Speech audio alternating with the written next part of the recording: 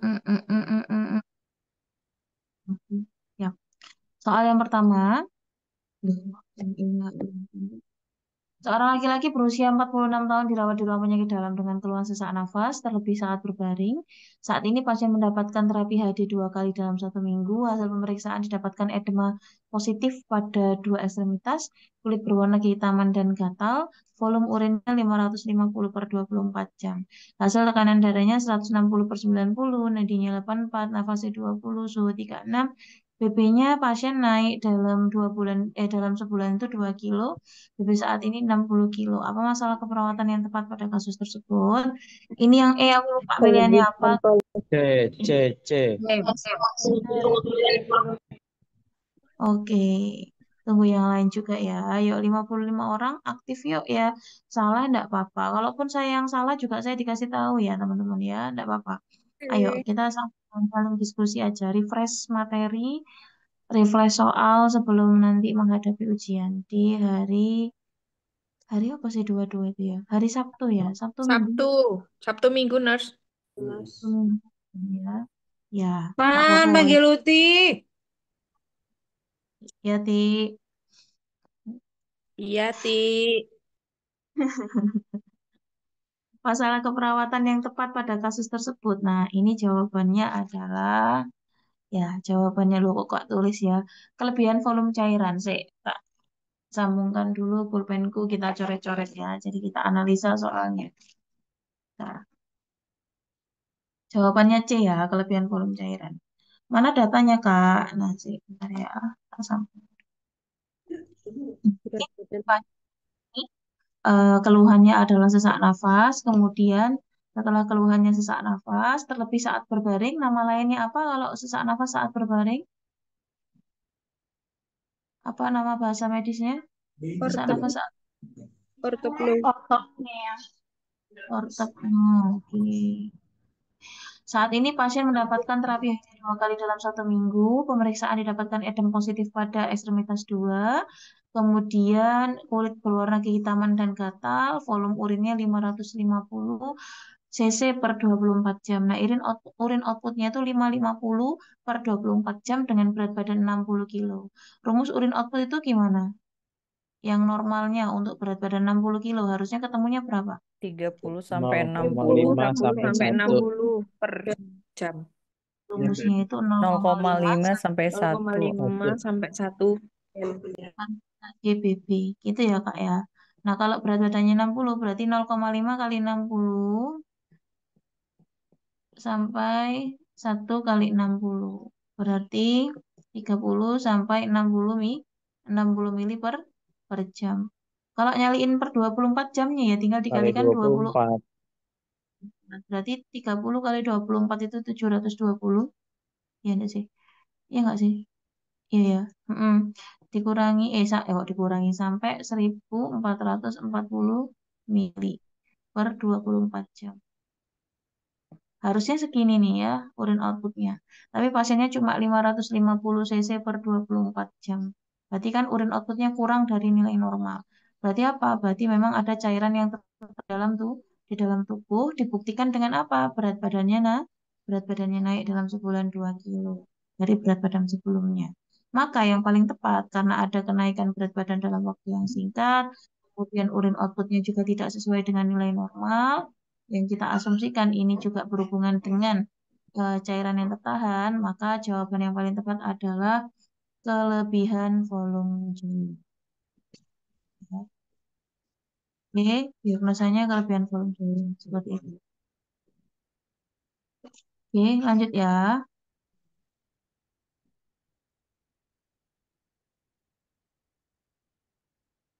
Lanjut nomor 2. Seorang laki-laki usia 68 tahun datang ke IGD dengan muntah dan diare sudah 7 kali per hari, sejak 3 hari yang lalu, badan lemas dan cenderung tidur. Hasil pemeriksaan TD-nya 170, rate-nya 110, RR 24, biasanya dilakukan tindakan resistensi cairan dan pemasangan DC. Pertanyaannya DC-nya itu tujuannya untuk apa sih, Kak? Apakah mengukur produksi urin secara tepat, mencegah inkontinensia, meningkatkan rasa nyaman, mencegah peningkatan risiko dekubitus, ataukah mencegah retensi urin? Mengukur Kira-kira yang mana? produksi urin. Mengukur produksi urin secara A. Oke, ada jawaban yang lain selain itu.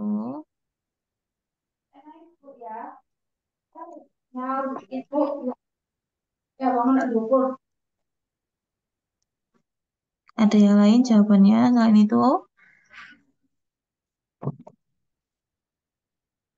Ada?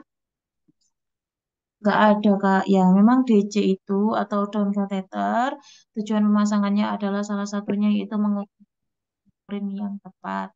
Nah, pertanyaanku, kenapa sih Kak harus diukur produksi urin yang tepat pada pasien yang seperti ini? Karena apa? Karena Resiko pasiennya mendapatkan terapi resusitasi cairan. cairan. Kalau ada, aduh, astagfirullahaladzim. Kalau mendapatkan terapi resusitasi cairan, itu kan berarti ada cairan yang lebih banyak yang dimasukkan ke dalam tubuh. Nah, kita bisa menilai itu cairannya itu diolah oleh tubuh dengan sedemikian rupa, cukup atau tidaknya itu lewat produksi urin. Tadi balik lagi, kita ukur pakai rumus yang 0,5 sampai 1 mili per kilogram berat badan per jam. Nanti kita ukur dari mulai pemberiannya tadi jam berapa sampai mungkin 24 jam selanjutnya atau di 8 jam. Misal 8 jam ini udah keluar berapa cc. Nah, itu bisa dijadikan patokan. Kira-kira resusitasi cairan kita berhasil atau tidak. Nah, itu kalau semisal kita mau mengukurnya pakai Prispot ataupun ya, Prispot ya, itu nanti hasilnya kurang maksimal. Yang paling tepat itu kita gunakan DC ya, karena hasilnya itu lebih akurat lagi dan kita paham nih, oh iya ini berarti cairan yang kita berikan itu juga. Kalau kurang ya nanti ditambah lagi resusitasi cairannya. Kalau memang dirasa kurang menaikkan atau kurang mengatasi masalah yang terjadi. Kurang mengatasi masalah yang terjadi seperti itu. Oke, jawabannya adalah A. Good. Kita lanjut ya. Nomor 3. Nyonya N, 39 tahun, dirawat di ruang mawar, Rumah Sakit Mangusada, dengan keluhan karena nyeri saat buang air kecil dan keluar darah saat buang air kecil juga disertai dengan nyeri. Setelah dikaji oleh perawat ruangan, skala nyerinya 8, terdapat nyeri tekan pada perut bagian bawah, nafsu makan pasien berkurang karena mengeluh mual dan muntah. Didiagnosis mengalami urolithiasis, tensi pasiennya 140/80, nadinya 88, nafasnya 23, suhunya 38,7, dan terdapat nyeri tekan pada daerah suprapubis. Apa intervensi keperawatan yang harus dilakukan pada kondisi pasien? Apakah pemasangan kateter, melatih relaksasi, pemberian paracetamol, kolaborasi pemberian analgetik, ataukah pemberian kompres hangat? Kira-kira apa, yuk? Analgetik, Mas. Winners. Alasan-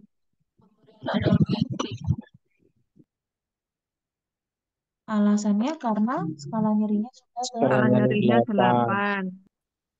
Jadi, untuk skala nyeri itu kan ada, saya tak tulis dulu ya, skala review aja ya teman-teman ya. Skala nyeri itu ada ringan, ada sedang, ada berat.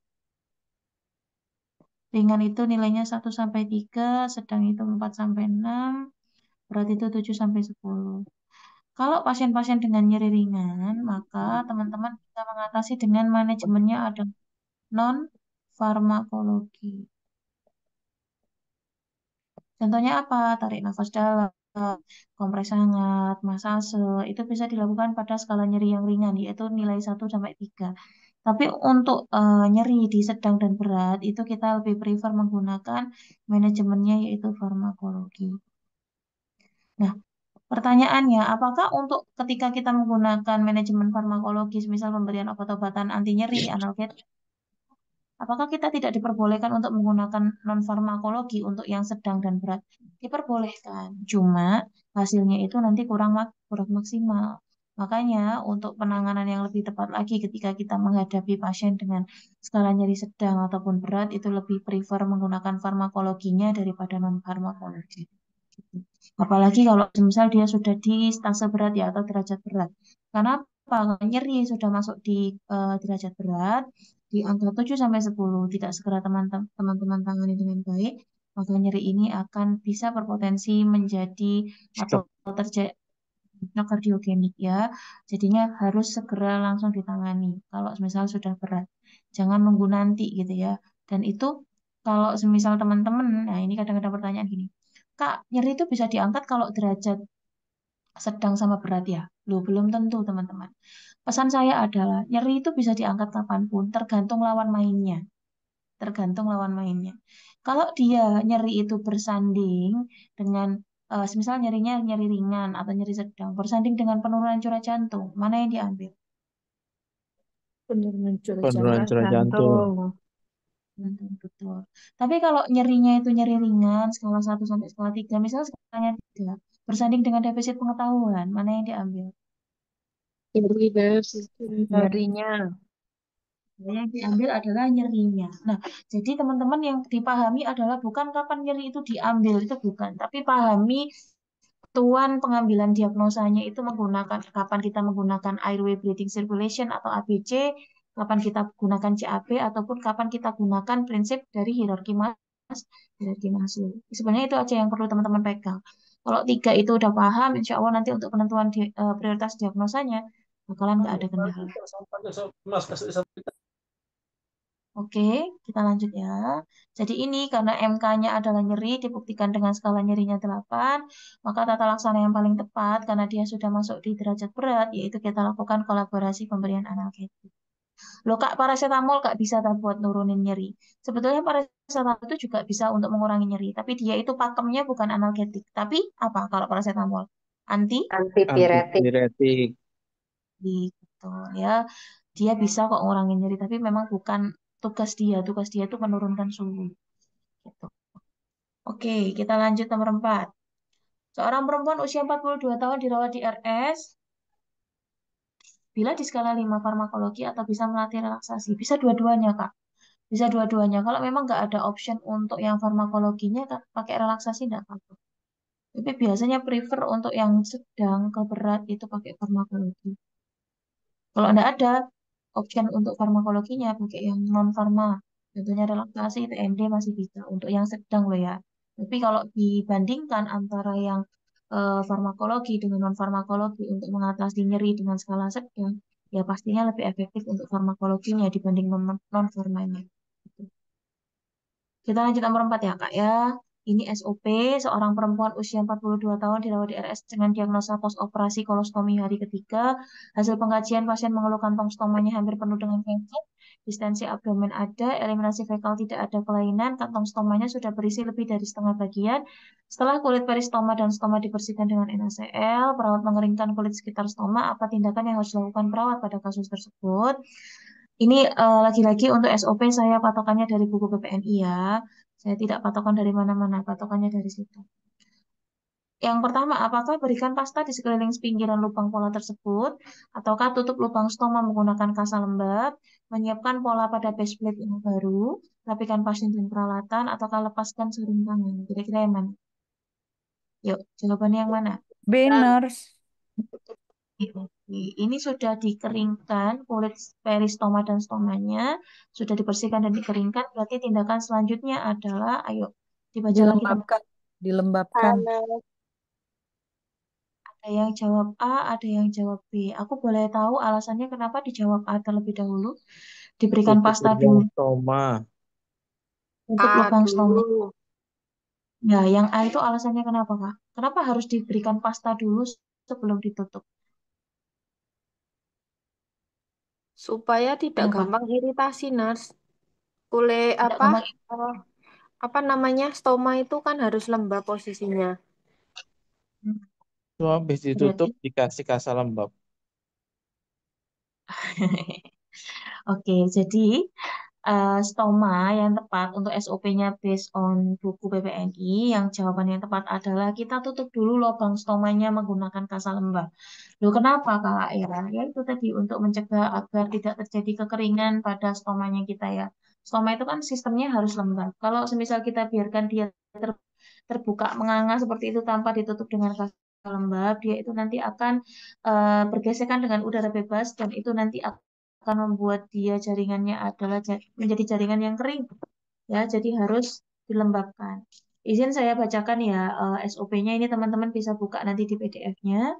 Tadi itu nyampe di poin setelah dikeringkan kulit sekitar stoma dengan kasa kering, maka kita tutup lubang stomanya menggunakan kasa lembab dan kita siapkan pola base plate yang baru. Setelah kita siapkan polanya, kita ukur seberapa lubangnya yang cocok, kita gunting base plate-nya sesuai dengan pola dan dirapikan base plate-nya, ya. Kemudian kalau base plate-nya sudah dirapikan, kita buka kertas pengalas yang di bawah base plate, kok base plate ya, gunting kertasnya itu, oh sorry, buka kertas pengalasnya, habis dibuka kertas pengalasnya, terus kita berikan pasta di sekeliling pinggiran lubang. Tujuannya apa? Tujuannya agar tidak goyang-goyang, karena kan biasanya pinggir-pinggir stomanya itu tidak rata, makanya diberikan pasta itu biar rata, biar base plate-nya itu nempel dengan sempurna. Kemudian kalau udah dikasih tadi pastanya, baru kita pasang base plate-nya, kita tekan tekan tekan tekan tekan sampai dia itu menempel dengan sempurna, terus baru kita pasang kantung stomanya. Kalau kantung stomanya sudah dipasang, baru pasang klipnya, terus rapikan pasiennya. Jadi ingat teman-teman, kalau ini versi SOP PPNI itu kita bersihkan, kita keringkan, kita tutup lubang stoma, kita siapkan base plate-nya. Nah, kemarin kalau nggak salah saya lihat di grup ya, ini grup itu kan banyak banget share-sharean capturean-capturean itu kan. Kalau nggak salah untuk versi sinersinya itu ada mengkaji kondisi stoma. Iya nggak Kak? Iya nggak sih? Ya, Iya, Setelah Nurse. Iya. Betul, ada Nurse. Iya. ada Hanya uji yang versi. mengeringkan itu mengobservasi.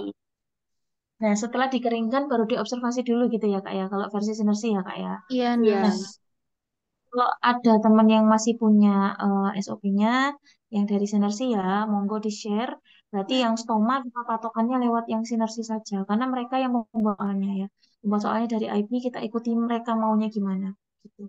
Nah, semoga nanti ke depannya ya untuk ujian-ujian selanjutnya sudah disetarakan semua. Cukup yang bulan Maret ini aja yang banyak bingungnya gitu ya. Tolong yang punya filenya, yang SOP stoma, stoma itu kan pasti muncul nih ya. Aku bilang pasti karena memang tiap tahun pasti ada dia. Itu tolong di-share di grup biar teman-teman yang lainnya yang mungkin belum sempat ngelihat yang kemarin, itu biar bisa ngelihat lagi ya. Nambah pahala kalau ngasih pas puasa begini ya. Tolong ya yang punya tolong di-share ulang. Jadi biar teman-teman dapat. Kalau versi PPNI, versi yang buku yang saya pegang, ini tidak ada untuk yang mengkaji kondisi stomanya. Jadi setelah dikeringkan, nah langsung ditutup lubang stomanya, terus baru kita ukur base plate-nya, kita bikin base plate baru. Tapi kalau versi sinersi, setelah dikeringkan, kita kaji kondisi sekitar stomanya, baru kita lakukan ini, apa sih namanya, pengukuran base plate. Gitu. Jadi beda. Nanti kita pakai yang sinersinya saja ya untuk yang stoma. Nggak pakai yang dari PDF yang saya share itu. Oke, kita lanjut ya. Nomor 5. Seorang laki-laki berusia 58 didiagnosa PPOK dengan keluhan batuk berdahak, suara nafas ronki, sesak nafas. Gangguan pertukaran gas. Dilihat dari hasil pH-nya 7,2, PaCO2-nya 50, HCO3-nya 28, masalah keperawatannya apa? Apakah ketidakefektifan bersihan jalan nafas, pola nafas tidak efektif, gangguan ventilasi spontan, intoleransi aktivitas, ataukah gangguan pertukaran gas? Oh, Eh, eh. Gangguan pertukaran gas, Mas. oke, sekarang karena jawabannya betul gangguan pertukaran gas, sekarang kita bahas dulu AGD-nya ya. pH 7,2, PaCO2-nya 50, HCO3-nya 28. Saya hush, jangan dijawab dulu jawabannya apa. Kita belajar dari awal. Kali aja ada temennya yang belum bisa ya untuk AGD. Yuk, sekarang kita plotting satu persatu pH-nya. Normalnya itu berapa? 7,35. 735 sampai 745. 7,2 berarti masuk di kotak asidosis, netral atau ke alkalosis? Asidosis. Asidosis. Acidosis. Ketik di sini ya, tulis di sini pH. Kemudian PaCO2 itu 50. Normalnya PaCO2 itu berapa? 354. 35 sampai 45. Berarti kalau 50 masuknya mana? Asidosis. Asidosis. Berarti kita masukkan di sini ya. 50 PaCO2. Terus sekarang kita lihat HCO3-nya 28, nilai normalnya 2226, maka masuk di alkalosis. Alkalosis. Asidosis respiratorik terkompensasi sebagian.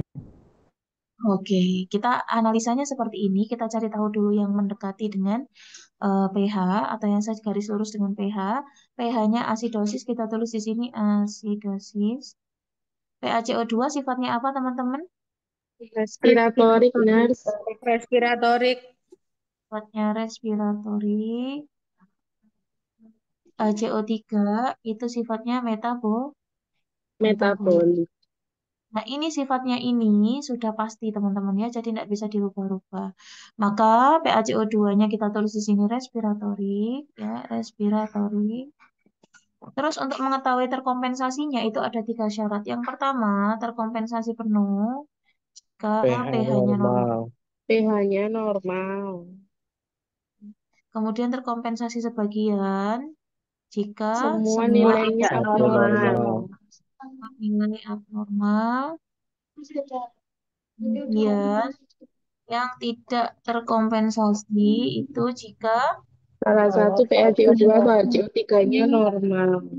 salah satu dari PaCO2 atau HCO3 ada yang Normal. normal. Nah, ini syarat untuk terkompensasinya. Nah, sekarang teman-teman lihat di sini nilainya abnormal semua. Berarti masuknya adalah terkompensasi terkompensasi sebagian. Gitu ya. Wes, cara untuk bisa analisa gas darah itu hafalkan dulu nilai normalnya, terus hafalkan sifat dari PaCO2 dan HCO3 serta kompensasinya apa. Nanti insya Allah lebih gampang dengan metode tic-tac-toe seperti ini ya, dimasukkan ke kamar sesuai dengan hasil masing-masing. Oke, kita lanjut ya. Jadi jawabannya adalah gangguan pertukaran gas, Kak. Loh, Kak, di situ kan ada ronggi, ada batuk berdahak. Kenapa bukan bersihan jalan nafas? Nah, teman-teman perlu ingat, ketidakefektifan bersihan jalan nafas itu tidak cukup jika datanya cuma batuk berdahak sama suara nafas ronggi saja. Tapi harus dibantu dengan data-data yang lain, misalnya batuknya tidak efektif, dahak susah untuk dikeluarkan, itu bisa mengarah ke bersihan jalan nafas. Tapi ini datanya kurang, makanya tidak bisa mengarah ke situ. Makanya yang paling bisa diangkat di sini adalah gangguan pertukaran gas, di mana gejala dan tanda mayornya untuk subjektifnya ada dyspnea atau sesak nafas. Kemudian untuk objektifnya di sini ya ada PaCO2 meningkat, PO2-nya menurun, ada takikardi, pH arteri bisa meningkat ataupun menurun, dan ada bunyi nafas tambahan. Nah, inilah kenapa ada beberapa soal yang pernah saya jumpai mengatakan bahwa gangguan pertukaran gas itu bisa diambil tanpa ada hasil AGD-nya. Sekarang coba ya teman-teman ya, saya berikan rasional kepada teman-teman. Kalau semisal teman-teman dapat soal, di situ dia ini nggak ada hasil ini, nggak ada hasil ini, nggak ada hasil ini. Dia cuma mengeluh dyspnea, sesek, takikardi, sama bunyi nafas tambahan. Apakah bisa teman-teman ambil gangguan pertukaran gas? Nggak bisa. Nggak bisa. Ya, kenapa? Karena di sini kita harus punya bukti mana sih ada gangguan di imbalance dari pertukaran gas antara CO2 dan O2. Hmm. Pastinya harus kan dengan nilai dari masing-masing PaCO2, PO2-nya sama pH-nya. Makanya kalau ada soal ya mungkin mungkin ada soal yang saya share di G-Drive. Mungkin teman-teman kalau yang udah baca ya pasti pernah ketemu nih. Jadi soalnya itu pasiennya dengan akut lung udem kalau nggak salah ALO. Nah, ALO tuh memang bisa kok pasiennya mengalami gangguan pertukaran gas karena memang patofnya ya nyambung gitu. Cuma data yang dimunculkan tuh tidak ada hasil AGD-nya. Sementara si pembuat soal di situ kan ada kata apa sih namanya ya? Jawabannya ya. Si pembuat soal mengarahkan itu ke arah gangguan pertukaran gas. Kalau versi saya tidak setuju karena gangguan pertukaran gas namanya aja gangguan pertukaran gas ya berarti harus dibuktikan dengan adanya hasil dari pertukaran gas yang tidak seimbang. Kalau versi saya seperti itu. Makanya kalau misal teman-teman mau menentukan gangguan pertukaran gas, pastikan harus ada hasil analisa gas darah yang nilainya itu abnormal. Kalau Abnormal. ini nggak abnormal gimana, Kak? Misal pH-nya normal. pH-nya normal, kemudian PCO2-nya itu cenderung meningkat, PO2-nya juga cenderung menurun, itu masuknya bisa ke gangguan pertukaran gas atau ke gangguan ventilasi spontan. Ventilasi spontan. Kalau Ventilasi. pH-nya itu cenderung normal terus-menerus, tidak naik, tidak turun, PCO2-nya cenderung meningkat, tidak pernah menurun, dan PO2-nya cenderung menurun terus dengan hasil ada saturasinya, itu berarti mengarahnya lebih ke gangguan Ventilasi spontan. apalagi kalau memang ada data yang menunjukkan volume tidalnya yang bermasalah ya, itu makin memperkuat bahwa pasiennya mengalami gangguan pada ventilasi spontan. Seperti itu. Jadi hati-hati kalau ada pasang AGD ya tadi ya semisal gini ya, kita tuh kan kadang-kadang orangnya kebat keliwat. Kebat keliwat itu kalau bahasa Indonesianya itu buru-buru. Nah, di sini kalau misal lihat soal ada hasil analisa gas darah, udah pasti jawabannya gangguan pertukaran gas. Belum tentu, belum tentu. Boleh diulang, Ada Mas, yang Nurse, berarti Nurse, kalau bocor ada nih. data, Cek, Nurse, apa yang diulang Kak? Ya diulang apa? apa yang Ventilasi pH tadi spontan. nilai pH. Oh iya, siap. Saya ulang ya. Oke, tunggu dulu. Nah, jadi kan gini kan, kita tuh kan kadang jadi manusia itu kadang-kadang sok sok pinter nih. Oh, udah tahu lihat ada hasil AGD-nya. Kita belum melihat AGD-nya itu nilainya normal atau enggak. Langsung kita lihat oh ada AGD, langsung kita pilih gangguan pertukaran gas. Itu tidak diperbolehkan. Kenapa? Karena gangguan pertukaran gas dengan gangguan ventilasi spontan itu dibedakan dari hasil pH-nya. pH-nya untuk gangguan pertukaran gas itu kadang turun, kadang naik. Jadi optionnya bisa kadang asidosis, bisa kadang alkalosis. Itu gangguan pertukaran gas. Tapi kalau pasien-pasien dengan gangguan ventilasi spontan itu biasanya pH-nya itu normal. pH-nya itu di range antara 7,35 sampai 7,45. Yang pertama seperti itu. Kemudian yang kedua, pembedanya lagi adalah di gangguan pertukaran gas, kadar CO2-nya itu kadang naik, kadang turun. Tapi kalau di ventilasi spontan itu rata-rata pH CO2-nya itu naik. Ya, Nas, naik dicoret-coret, terus. Nas. Oh, oke, siap. Jadi, gangguan ventilasi spontan, terus gangguan pertukaran gas. Yang pertama ini pH cenderung normal. Ini pH-nya naik ataukah turun. Gini ya.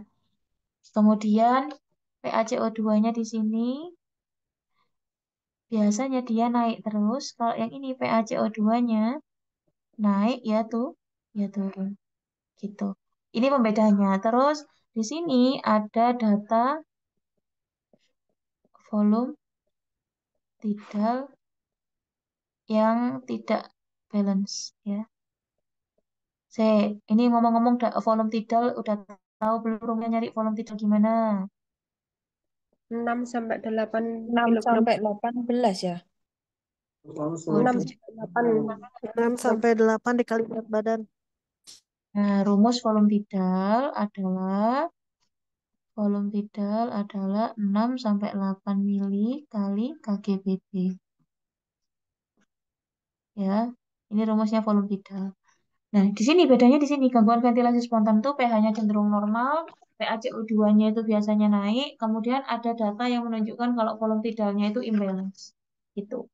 Kalau semisal pada pasien-pasien dengan gangguan pertukaran gas, itu datanya yang mengarah pH-nya itu naik turun, bisa asidosis, bisa alkalosis, pH CO2-nya naik turun, kadang-kadang tinggi, kadang-kadang rendah, dan tidak ada data yang menunjukkan ada volume tidalnya. Terus satu lagi, kayaknya saturasi turun ya di sini. Kalau di sini itu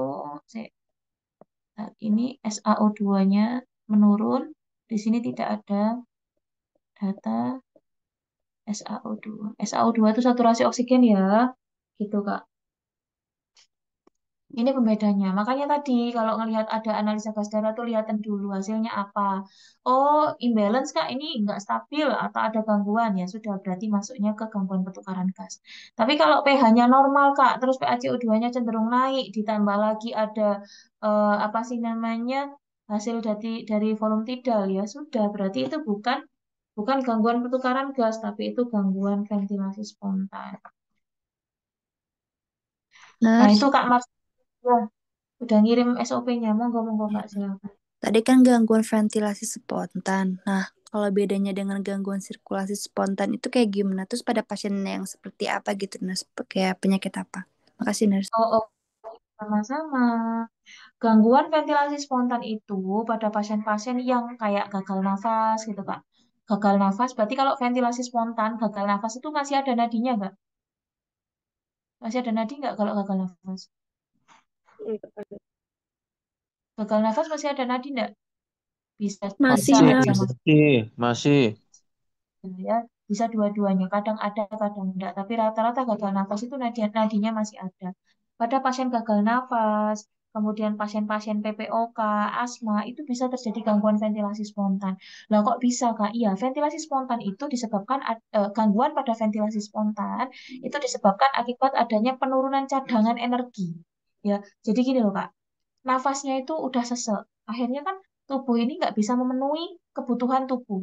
Harusnya semisal dalam 1 menit itu RR-nya, saturasinya harusnya 98 misal. Tapi karena dia ini ada hambatan, entah itu ada asma, ataupun semisal ada PPOK yang menaun, akhirnya apa? Dia ini nggak bisa memenuhi. Ngoyo. Akhirnya kalau ngoyo, apa yang muncul selain apa sih namanya? Saturasinya turun apa kalau yang muncul kalau semisal nafasnya ngoyo ini aku harus nambahin satu lagi di sini apa Gelisah. kalau kita wah bukan gelisah apa penggunaan RR naik. Retraksi. Jantung. penggunaan otot bantu pernafasan akhirnya ngoyo kenapa kok nafasnya ngoyo ya kan tadi dia itu sudah kesehatan tapi tubuh bilang ayo penuhi kita diforsir untuk memenuhi kebutuhan sementara kita tuh nggak sanggup akhirnya ngoyo nafasnya otot-otot bantu pernafasannya dipakai semuanya akhirnya apa kecapean nah kecapean itulah yang akan memunculkan gangguan ventilasi spontan seperti itu nah kalau gangguan sirkulasi itu berarti hubungannya sama perjantungan kalau gangguan sirkulasi spontan berarti berhubungan dengan kondisi pasien-pasien yang mengalami apa permasalahan Gangguan pada pernapasan. sirkulasi spontan Pak. Jantung ya, Oh, jantung. Nah, jantung. sirkulasi spontan pada pasien-pasien dengan henti jantung, bradikardi, takikardi, kemudian ada pasien-pasien dengan SKA, sindrom koroner akut, gagal jantung, itu pasti mengarah ke sana. Nah, apa persamaannya? Kalau gangguan ventilasi spontan itu si paru-paru si tubuh tidak bisa memenuhi kebutuhan kita untuk bernafas dengan baik atau cadangan energi kita nggak bisa kita penuhi lewat pernafasan. Kalau gangguan sirkulasi spontan itu kita tidak bisa memenuhi kebutuhan tubuh kita lewat sirkulasinya. Jadi jantungnya wis payah tapi dipaksa untuk bekerja, akhirnya apa ngos-ngos.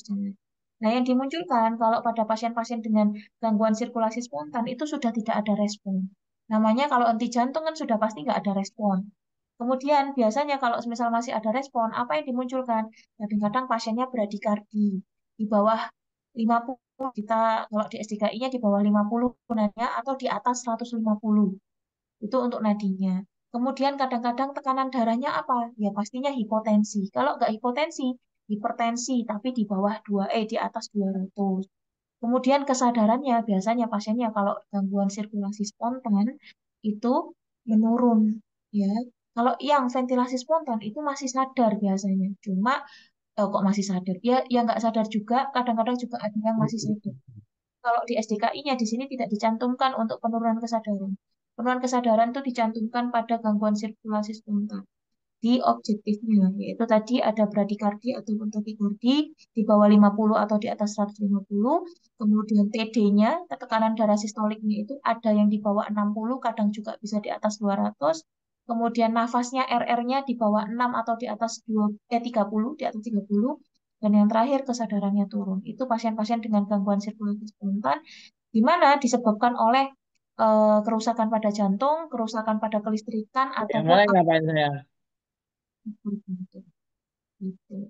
Pasien-pasien yang di RJP itu sudah pasti diagnosanya adalah gangguan sirkulasi sirkulasi spontan. Bisa nggak nurse tak ambil gangguan ventilasi spontan juga? Boleh. Makanya ada pernah teman-teman yang mau OSJ. Nurse, kalau RJP itu diagnosanya apa? Ya sudah pasti nggak ada diagnosa yang lain kalau nggak gangguan sirkulasi spontan sama ventilasi spontan. Karena tubuh sudah di tahap tidak bisa memenuhi kebutuhan yang diinginkan oleh tubuh. Akhirnya apa ya tadi? Kecapean, pasiennya ngedrop, penurunan kesadaran, nafasnya hilang, nadinya juga hilang. Gitu. Ya, Terima kasih, biasanya Nars. sama-sama Kak. Ventilasi spontan sama sirkulasi spontan itu dimunculkan di stase KGDK. Biasanya loh ya. Tapi nggak menutup kemungkinan juga bisa muncul di KMP. Gitu. Karena memang dia tempatnya di sana, di KGDK bukan di KMP. Oke, ya ini ya. Oke, lanjut ya. mau izin Ya, tanya sebentar. Yang soal apa namanya? eh itu tadi PH itu tadi learners kan kapan hari itu kan kita kita kan waktu di grup itu kan bahas soal ada soal yang pH-nya itu memang normal ya harus misal kayaknya kemarin itu pH-nya 7,38. Nah, itu tuh kalau misal di kita kalau baca interpretasi kompensasinya itu ikutnya ke kompensasi penuh atau ikut ke misal kalau 7,38 kan masuknya asidosis ya. Itu ya, masuknya berarti ke Normal apa namanya? 738. Ikut ke kompensasi penuh atau ke sebagian. asidosisnya? Iya, Oh iya, sebagian gitu. izin saya Penuh. saya kasih soal ya, kasih soal lagi di satu lagi ya, nggak apa-apa Kak ya. Eh, Santai aja diskusinya karena sudah mendekati ujian. Jangan ngoyo-ngoyo biar nggak hilang nanti yang dihafalin ya. Kita pH-nya tadi 7,38 ya, 7,38. Kemudian misal PaCO2-nya saya plotting di sini 49, HCO3-nya saya plotting di sini misalnya 33. Seperti biasa kita kembali ke sini ya, asidosis, netral, alkalosis. Nah, untuk pH 7,38 itu kan normalnya 7,35 sampai 7,45. Maka dia itu masuk di kolom netral, teman-teman. Kita tulis Netral. pH. Tapi netralnya ini jadi gini ya. Ini kan 7,35 sampai 7,45. Yang di tengah-tengah itu 7,4. 7,4 ke 7,35 ini netral atau Netral normal proses. cenderung asidosis. Kalau yang di sini itu Netral cenderung Netral. alkalosis.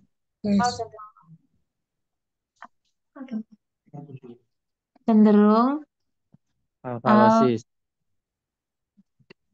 ini ya Kak ya. Jadi nanti itu bisa menentukan kita interpretasinya. Kita masukin dulu yang PaCO2-nya. PaCO2-nya 49, masuknya asidosis netral atau alkalosis. Alkalosis. Alkalosis. Asidosis. Asidosis. Asidosis. Oke. Kemudian HCO3-nya 33 masuk mana? Alkalosis. Oke, alkalosis. Nah, di sini loh Kak, ini kok mencar di 3 posisi gini, gimana aku interpretasinya? Maka teman-teman lihat balik lagi di atas ini. Oh, dia ini pH-nya betul dia netral, tapi arahnya cenderung ke asidosis. Maka dia arahnya ke sini. Jadi interpretasinya. Hmm. Nah, terus cara interpretasinya gimana? Ya tetap pH-nya ya kita tulis karena dia cenderung asidosis. Kita tulis asidosis. PaCO2 sifatnya apa? Respiratory. Respiratory. Terkompensasinya tadi kalau dia itu pH-nya normal maka terkompensasi penuh. Kompensasi penuh. Ya itu apa sih abnormal semuanya berarti terkompensasi sebagian. Tapi kalau salah satu ada yang normal, semisal PaCO2 atau HCO3 ada yang normal, itu berarti tidak terkompensasi. Nah, case yang ini adalah pH-nya normal, maka di sini ditulis terkompensasi penuh. Penuh. Oh, Iya. oke, pH. oke. Berarti Gimana? ikutnya yang normal ya, tetap ikut yang normal ya, Nurse. Betul, tetap kalau di kotaknya tetap ikut di normal, tapi teman-teman harus lihat dia ini cenderungnya mengarah kemana. Apakah Cenderungnya mengarah ke pH-nya tidak ke alkalosis tones itu.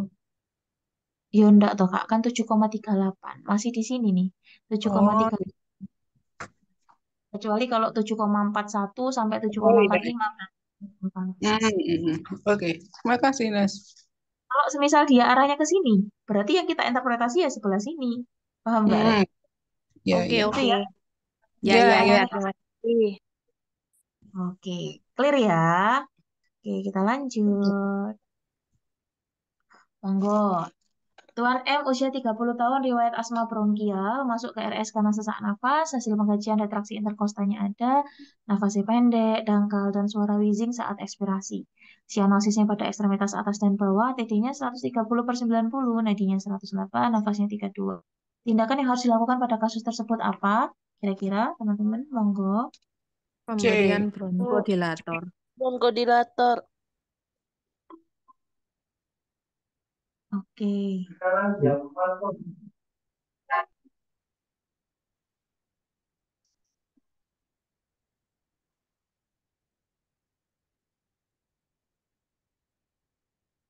Jawabannya, nah kalau misal ketemu soal yang seperti ini teman-teman, jadi inhalasi itu ada dua macam ya. Inhalasi ada dua macam, yaitu ada bronkodilator, So, mukolitik. betul. Nah, kapan kita gunakan bronkodilator? Saat ada penyempitan jalan Nafas.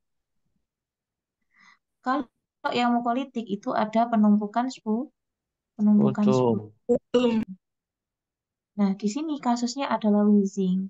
Wheezing itu muncul saat adanya penyempitan pada jalan nafas akibat adanya reaksi inflamasi ataupun reaksi alergi, atau mungkin bisa saja pasiennya ini mengalami asma, status asmatikus.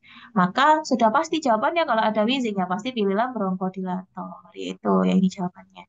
Kak, pasiennya itu ya wheezing, ya ronggi ada, gimana dong? Asma bronkial itu kan bisa, ada sputumnya numpuk juga bisa.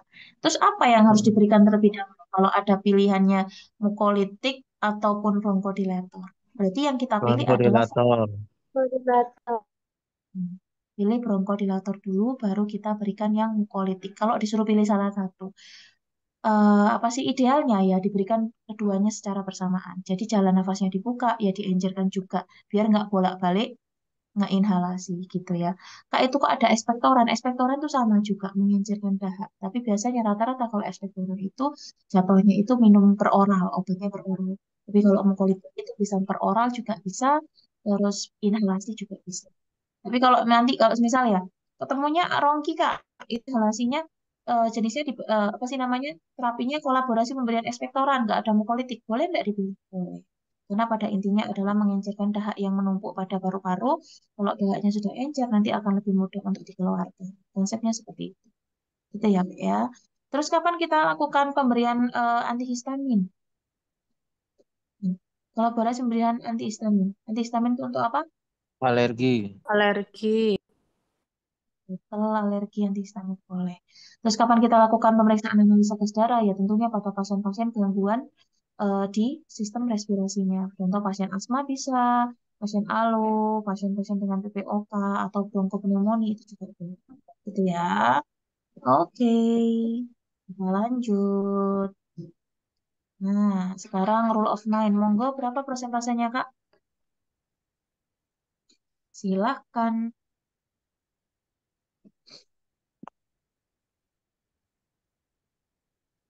28.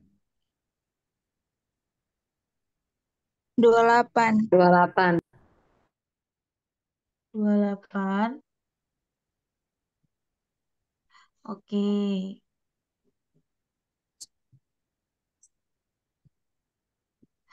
Ada jawaban lain? 28 ya.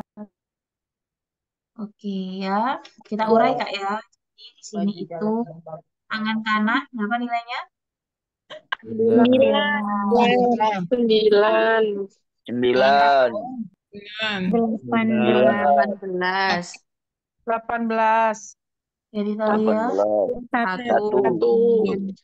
maka ditotalkan menjadi 28 per 28. 28%. Kalau saya minta ini berat badannya tak kasih 45. Coba hitung 16 jam kedua. Monggo. Sekalian ya. Yuk, dihitung dulu, Kak. Berapa?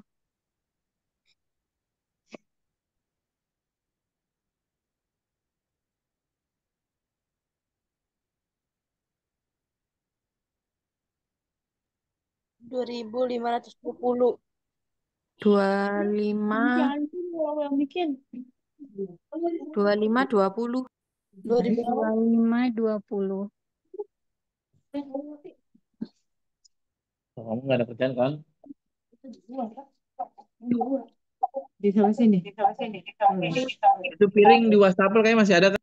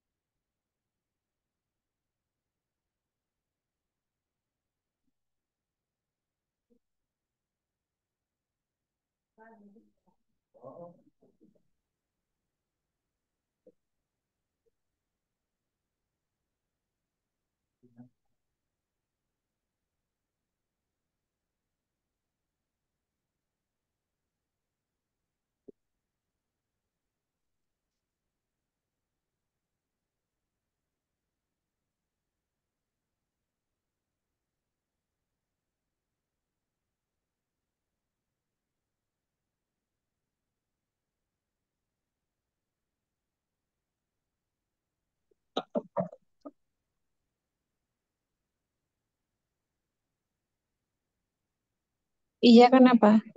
Oh, lewat aku. Ah, ke 67. Kasusnya.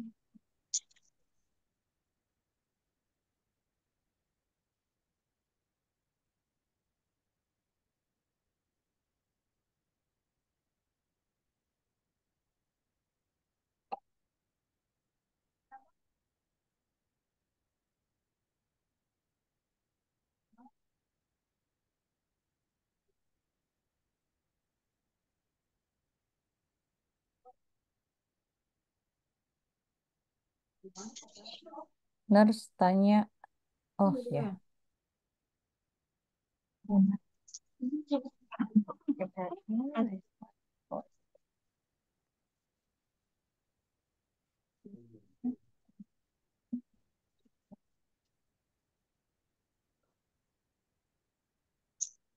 Nggak pakai ke 67.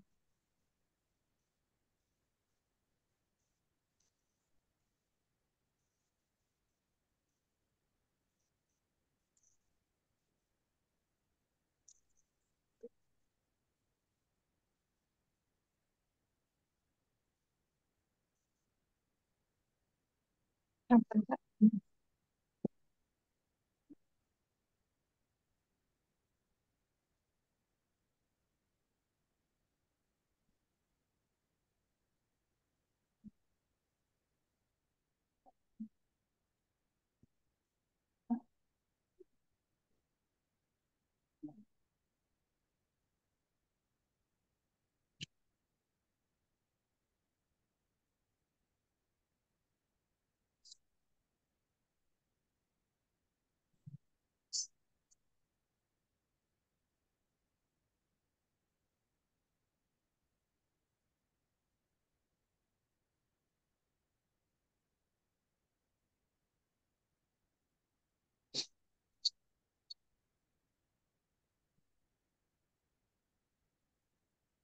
Suara Nes kok hilang ya?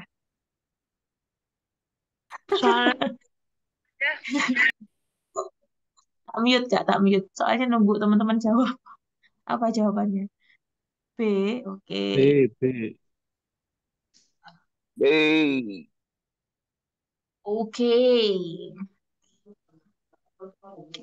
Yang belum baca SOP, sebelum terlambat, baca O, Kak, ya. Ingatkan, SOP persalinan. Itu pasti keluar ya. Bacaan SOP persalinan. Oke, jawabannya adalah B, betul. Setelah kita lihat, oh kondisi lukanya ada eksudat, ada granulasi, ada sedikit jaringan nekrosis, maka kita lepas sarung tangan bersihnya, kita ganti pakai sarung tangan steril, baru kita cuci lukanya. Luka. Oke, good. Lanjut. Nah, ini AGD. Monggo, ayo langsung. Set, set, set, set, set.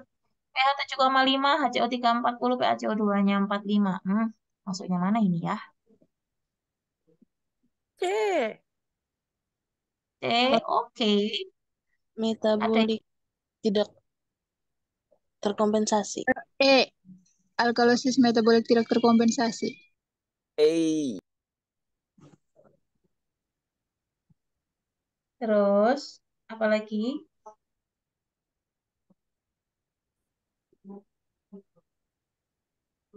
E.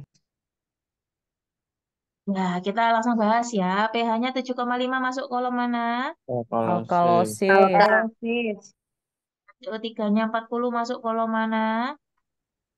alkalosis, Alka. HCO 2-nya 45 masuk kolom mana? N. netis, Normal. N. netral, Cenderung alkalosis. Normal. HCO 2-nya 45 masuknya netral. Normal. Berarti sini ya yang dianalisa ya pH-nya alkalosis. CO3 sifatnya metabolik, Tidak terkompensasi. tidak terkompensasi. Kompensasi. Wih, pintar, mantap. Oke, clear ya. Lanjut ya. Jawabannya adalah E. Alkalosis metabolik tidak terkompensasi.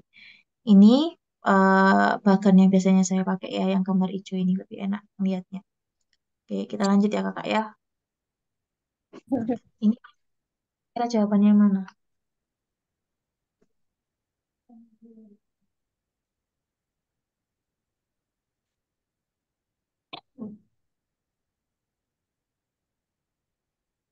Confident. Kon, tapi nggak ada jawaban konnya. Iya, nggak ada Autonomi. jawabannya ini. Hak pasien, C. Otonomi, nurse. Autonomi. Fidelity. Autonomi. Fidelity. Why? Kakak kenapa pilih fidelity? Menempati janji ya. Kontrak waktu dulu nggak sih? Kontrak waktu dulu. Harus Ayo. janji dulu gitu. Autonomi. Kemudian seorang wartawan datang Tapi ingin hak meliput. pasien. Perawat tidak memperbolehkan dengan alasan harus minta izin. Waduh, soal kata-kata minta izin menurut kok kak. Kok bingung loh. C. Adalah Autonomi. Otonomi. Karena ini pasien punya hak Hak untuk pasien. menentukan. sebetulnya ya kak ya. Etik itu gampang. Yang bikin ribet itu siapa? Kita sendiri. Ya enggak? Overthinking kemana-mana. Overthinking itu ini di sini sudah ada kata-kata minta izin. Minta izin itu berarti sudah berhubungan dengan hak pasien. Ya sudah, nggak usah pakai fidelity, nggak usah pakai beneficent, sudah pasti mengarah ke anatomi ya, mengarah ke autonomi ya, udah pasti itu. Jadi sebetulnya itu gampang, cuma kita sendiri yang ribet. Jadi tolong kalau mengerjakan etik, ayo Kak, fokus. Terus nalarnya tuh jangan terlalu over. Terus kelihatan, oh ini arahnya ke sini. Oh dia ini minta izin, persetujuan, sudah pasti anatomi. Oh dia ini ada komitmen, sudah pasti fidelity. Oh dia ini melakukan tindakan sesuai dengan atau misal dia ini memprioritaskan sesuai dengan kebutuhan tingkat urgennya pasien. Oh justice. Udah. Atau kan jadi jangan lari kemana-mana, nanti malah salah. Ya, itu aku cuma mengingatkan ya. Jadi yang bikin ribet itu sebenarnya diri kita sendiri. Yang gampang seperti itu ya. Kok jadi gede? Lanjut ya. Nah, SPP lagi. Apa jawabannya? Segera urin terlihat keluar dan ditampung dalam bengkok. Apa tindakan yang harus dilakukan perawat selanjutnya? Enak. Meneruskan pemasukan kateter. Benar. Ya oke, ditunggu yang lain.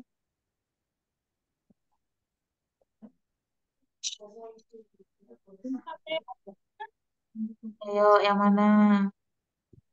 Di luar.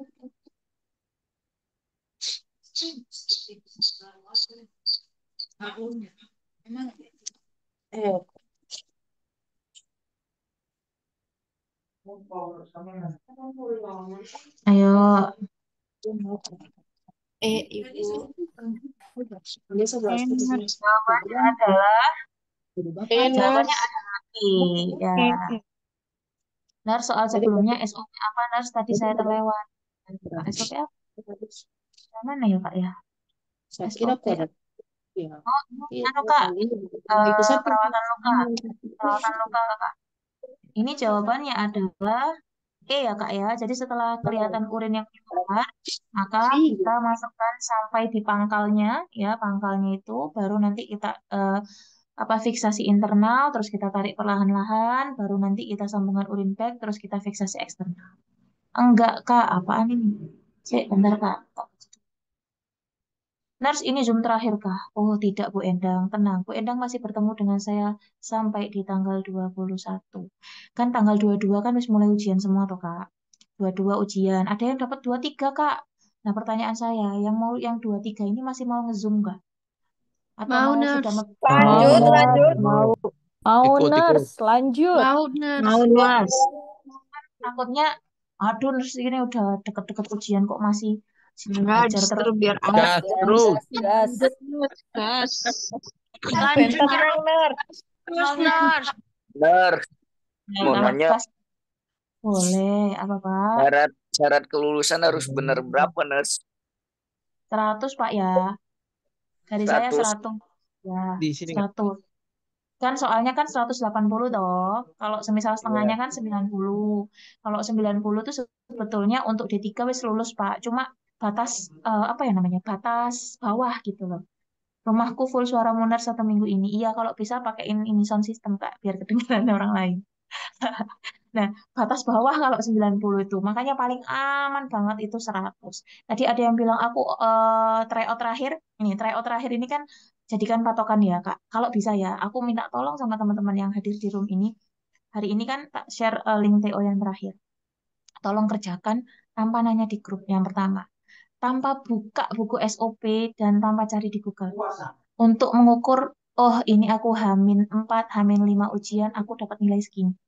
Setidaknya kalau nanti teman-teman dapat nilainya sudah di atas 100 dari yang sudah saya berikan tadi TO-nya, maka teman-teman bisa lebih percaya diri. Oh, alhamdulillah, TO-nya Kak Cita aku dapat segini. Optimis aku nanti bisa lebih baik dari yang nilai sekarang. Tapi kalau TO-ku nilainya di bawah 100, maka secepatnya lakukan evaluasi. Oh, salahku di sini nih. Kan di situ kan sudah tak tak apa sih namanya bisa Kak, tapi harus pakai email yang berbeda Kak ya, settingannya harus pakai email berbeda.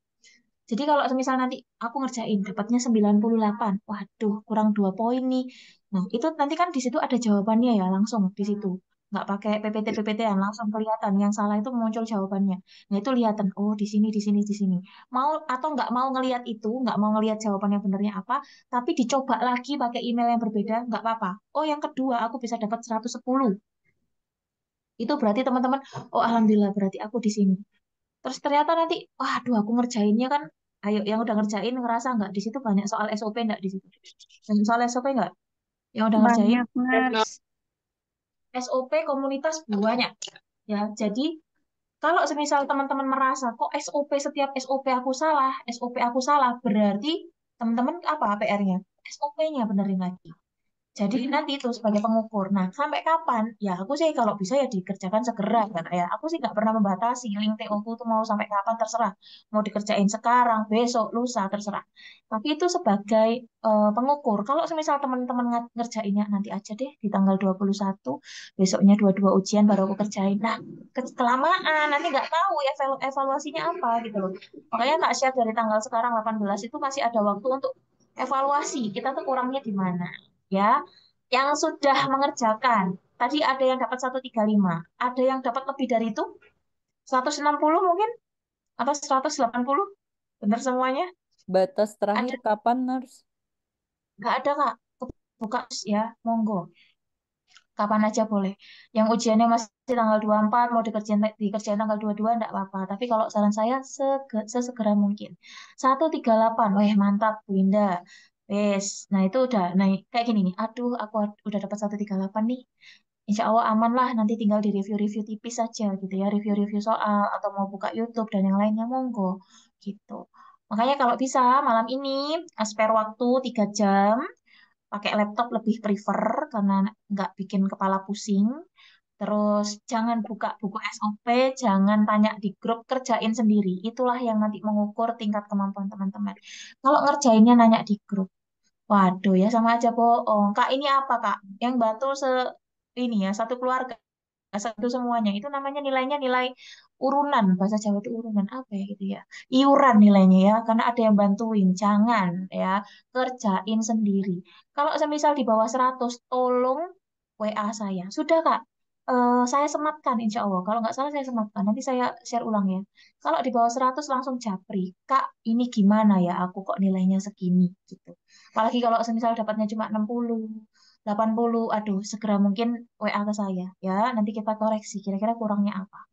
Biar nggak sampai telat. Aku nggak mau kalau ada yang ngulang. Kalau bisa udah langsung lulus semua 100%, aku nggak ada tanggungan Amin. mengulang ya. Lulus semua, nanti aku biar PR nyeting anak baru lagi ya, tidak menyeting orang lama gitu ya. Oke, lanjut ya. Ini jawabannya meneruskan pemasukan kateter sampai pangkal kateter. Oh iya, satu lagi. Jangan terlalu ansietas. Karena apa? Merusak hafalan. Santai, tetap belajar. Mau scroll TikTok monggo, istirahatnya juga harus dicukupi. Yang penting belajarnya nyicil, nyicil, nyicil, nyicil, nyicil. Jangan brok langsung 3 jam baca soal Jalur terus. langit, Nas. Jalur langitnya iya. Agak kenceng aminnya ya Pak. Iya. Harus kenceng sekali ini ya. Sudah mendekati hari H. Oke, lanjut ya. Nah ini kira-kira apa jawabannya? Yuk, jawabannya apa yuk? Ini sudah jam berapa ya? Oh, setengah 5. Enggak apa, masih setengah jam lagi.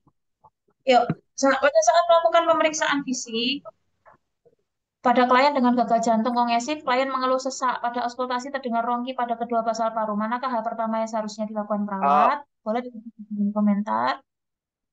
Rekomen minum vitamin apa ya, nurse, biar nggak ngantuk dan semangat terus. Kalau saya yang pasti harus vitamin B-nya, Kak. Karena saya sudah jompo, pegel-pegel ya. Iya. Itu sudah pasti. Vitamin B, vitamin C, sama D. Atau yang apa sih namanya? Yang multivitamin aja, yang gampang-gampang ya. Enervon C, boleh. Yang ada B sama D-nya. B, D sama C-nya. Udah cukup itu aja. Kalau nggak ada B-nya dikasih C sama D masih pegel-pegel Kak ya. Ini udah berumur soalnya. Kalau saya loh ya. Tapi terserah kalau teman-teman. Hal yang pertama kali harus dilakukan perawat C, saat C. auskultasi pada pasien dengan sesak nafas. Jawabannya adalah pastinya Channers. semifor. Saya sesi 1 nurse tanggal 22. Wah, semangat Pak. Pembukaan itu Pak ya. Pembukaan itu Pak. Oke. Nah, nanti gini teman-teman. Biasanya teman-teman yang sudah ujian duluan, itu kalau misal memang bersedia atau berkenan, boleh dikasih kisi-kisinya kakak yang keluar apa aja di sesi saya, seperti itu. Nah, itu sebetulnya ya tidak merugikan teman-teman, malah itu nanti kalau misal teman-teman mau membagi kisi-kisi yang keluar, itu nanti pahalanya lebih banyak dan teman-teman nanti nilainya akan lebih diperbagus lagi sama Allah, karena teman-teman mau berbagi dengan teman-teman yang lainnya. Kalau Amin. Bagi kalau yang dong, bagi. kalau yang nggak mau nggak apa-apa. Tapi nanti kalau bisa setelah ujian kan pasti saya tanya nih sesi 1, misal Pak Sauki ya, Pak munculnya apa? Nah Pak Sauki bilang, oh bor muncul nurse, ini muncul nurse. Nah itu nanti memang sih jadi pikiran buat yang sesi. Tapi setidaknya ada gambaran, oh nanti itu akan muncul seperti ini. Dan itu bukan patokan, nggak semuanya keluarnya sama karena biasanya diacak kayak wacak aja. Pokoknya ini mengatur posisi semipolar kalau kita ketemu pasien dengan rongki. Kenapa? Karena posisi semipolar itu bisa memaksimalkan ekspansi paru-paru. Makanya pada pasien-pasien dengan sesak nafas itu semipolar itu didahulukan untuk memaksimalkan ekspansi agar sesaknya itu. Kata Pak Sauki kalau masih ingat. Biasanya kalau udah keluar amat ya Pak ya, yang penting udah dikerjain gitu aja. Yang penting pede. Lanjut nomor 13. Tim sesi 2 pasti ngantuk. Iya nih. Gimana ya? Pak, nanti saya boleh. Di grup juga nggak apa-apa. Lanjut nomor 13 yuk. Nah, syaratnya nggak ngantuk itu Kak, tiduro. Tiduro. Yang sesi 1 malam itu tidur jam 9 maksimal. Harus tidur. Nggak boleh begadang. Bangunnya subuh. Subuh baru review lagi. Kalau yang sesi 2 paginya masih bisa ada kesempatan untuk tidur. Usahakan 1 sampai 2 jam sebelum berangkat ujian tidur lagi. Ya, biar nanti fresh matanya langsung celing gitu ya. Kalau udah dipaksa belajar terus nanti puyuh. Puyuh itu lemes lucu gitu ya. Yang Tapi ada malah nggak. biasanya nggak bisa lagi tidur nurse kalau pagi itu udah stres duluan. Iya sih Kak ya, apalagi kalau emak-emak ini udah belum ngurusin anak-anak gitu ya. Aduh, ya nggak apa-apa Kak. Semoga ini terakhir langsung lulus ya, nggak usah ngulang-ngulang ya. Amin ya robbal alamin. Amin Kak. Saya dirawat di ruang internat dengan keluhan diare sejak 1 minggu yang lalu. Pada pemfisnya ditemukan TD-nya 90/60, nadinya 100, nafasnya 22, konjungtivalnya anemis, kadar Hb-nya 9, mukosa bibir kering, turgor kulitnya lebih dari 2 detik, oliguria. Diagnosa utamanya apa? Dias itu Kolon apa ya Kak ya? cairan. B. Diazepam. Oh, la haula wala quwata illa billah. Aduh, jangan Kak. Masa ini volume cairan, Pak? Resiko Serius? shock. Resiko. Resiko shock serius? Nggak Kurangan apa-apa sih volume ya. cairan. Ketidakseimbangan nutrisi bisa. Oh, lu. Dari mana? Oliguri, ada oliguri kencingnya udah dikit, Nes. Tensi turun, nadi naik. Jawabannya ini C. volume cairan ya. Oh gitu kok ditanyain nurse ya. Dia ngetes bener nggak ngambil kurang volume cairan. Kenapa diambil kurang volume cairan? Karena ya ini tensinya turun, yaitu di batas bawah 90/60. Nadinya sudah mau mulai naik. Kemudian ada oliguria. Oliguria itu nggak ada pipisnya atau pipisnya itu berkurang. Dikit sekali ya, berarti ini masuknya ke kekurangan volume cairan. Oke, Kak, kalau misal gini, tensinya masih normal. Ya, dengerin aku ya. Tensinya normal. HB-nya 9. Nggak ada data oliguria, CRT-nya memanjang. Diagnosanya apa? Diare, Nas.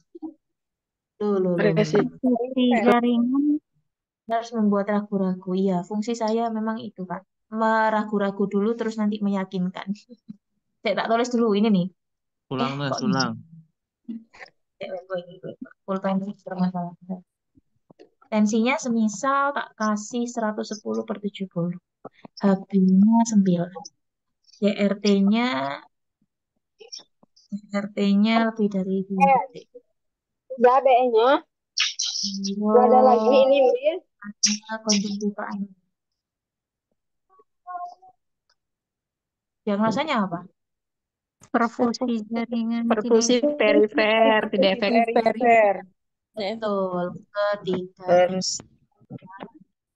Ketidak efektifan perfusi jaringan. Kenapa bisa nggak efektif perfusinya? Karena di sini HB-nya rendah. Ingat, HB sebagai angkot. Kalau angkotnya nggak ada, oksigennya yang Orang golongan loh. Bil, apa sehingga dulu, Bil? perifernya juga akan terganggu. Itu ya. Foto. Terus foto. wait.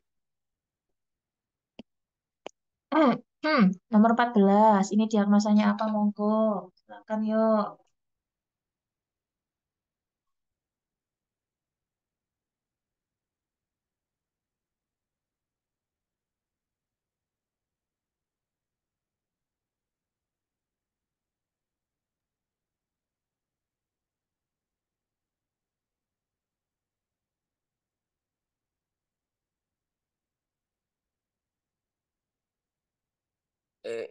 B.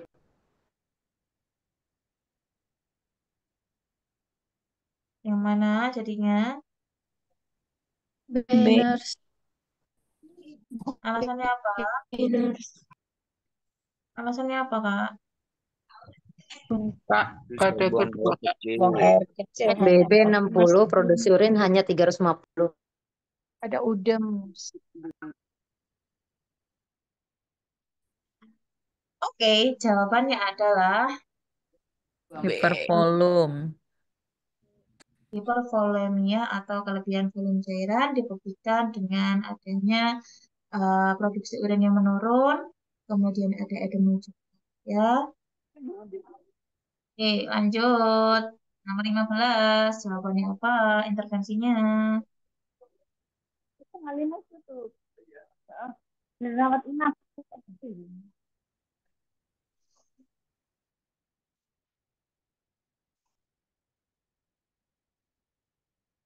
Ayo, jawabannya apa?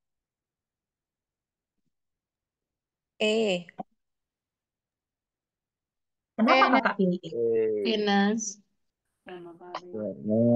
Resusitasi cairan dulu, baru pemberian produk darah. Oke, intervensi utamanya jadinya yang mana ini? TD-nya 90/60, nadinya 100, nafas 20, konjungtivanya anemis, ujung tangan dan kaki dingin, CRT-nya memanjang, HB-nya 8. Berarti MK-nya apa kalau kayak gini? Anemia. Gangguan volume. Perdarahan. Dari Resiko. perfusi Volume. perfusi peri Perfusi perifer. Loh, loh, loh, loh, loh. Kekurangan Tensinya. volume cairan. Volume Nah, cairan kurang dari Hipovolemi. yang paling tepat, Kalau hipovolemik. Ya, jawabannya adalah E. Angkanya adalah hipovolemia ditunjukkan dengan penurunan tensi, kemudian untuk heart rate-nya sudah mulai naik, maka kita tata laksana yang paling tepat adalah kolaborasi pemberian cairan intravena. Loh Kak, kok nggak transfusi? HB di bawah 8 baru transfusi. Ya, kalau HB-nya tadi berapa sih? HB 8. 8 Ada harus. apa? Ya, nggak usah dikasih transfusi dulu. Kalau sudah turun di bawah 8, 7,9 dan seterusnya, maka boleh transfusi darah. Gitu ya. Oke, lanjut. Nah, SOP nebulizer ini juga salah satu best seller ini ya. Muncul terus laris manis ini nebulizer muncul di UKOM setiap tahun. Jangan salah. Yuk, jawabannya apa?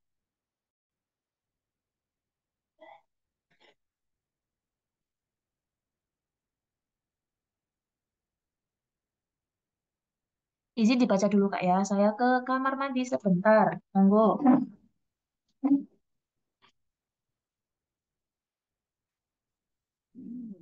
Oke. nurse-nya lagi ke belakang. Kamu obat. Iya lupa. C.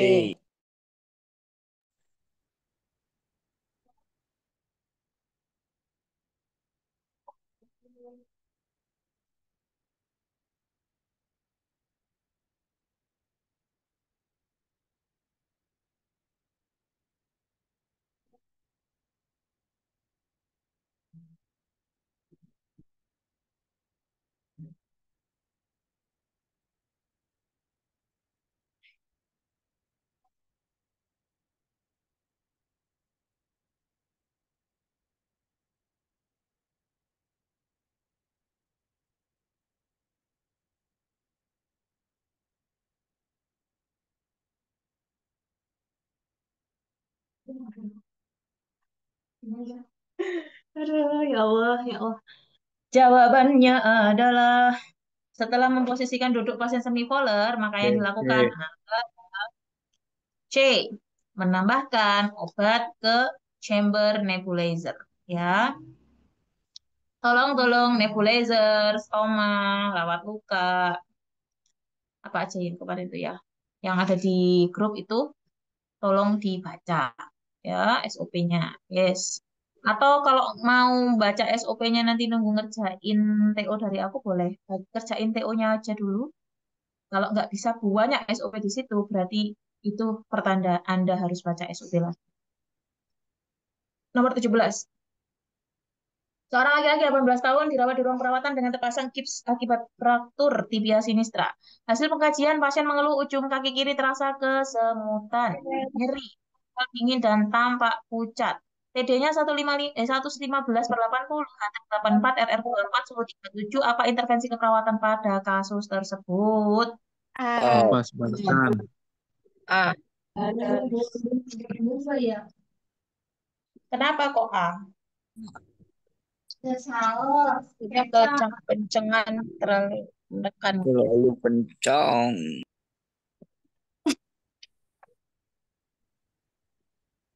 Terlalu kencang. Ini berarti tandanya apa? Kesemutan. Sindrom kompartemen. Kompartemen. Sindrom kompartemen. Sindroma Parestesia. 5 apa P. aja? 5P. P yang pertama. Pain. Parestesia. Parastesia. Pain. Pain. Pallor. Pain. Pallor. Paralisis. Paralitis. Paralysis. Pulseness. Satunya Pulseness. pulselessness. Pulseness. Yes, ya. Ini tanda-tanda dari sindroma kompartemen akibat penekanan yang terlalu kencang. Nah, kalau udah ketemu sindroma kompartemen yang muncul akibat pemasangan gips, maka ya kita lepaskan balutan gipsnya atau kita kendorkan. Ya, kita apa sih? Longgarkan kok kendorkan. Longgarkan balutan gipsnya. Gitu. Oke, lanjut. Kekuatan otot. Bisa melawan gravitasi, tapi tidak bisa menahan atau melawan tahanan pemeriksa. Sudah pasti jawabannya. Nilainya Tiga. berapa? Tiga. Tiga, Tiga, Ners. Ners. Langsung Tiga. jatuh. Ada jawaban lain selain 3? Tidak, Ners. Tidak. Tidak ada, Ners. Jawabannya adalah 3 ya. Malah udah. 1, yang 0 itu tidak ada kedutan sama sekali. Kalau 1, kalau kita pegang, kita palpasi, ada kedutan, ada kontraksi otot berupa kedutan. Kalau yang kedua, geser kanan kiri tanpa diangkat.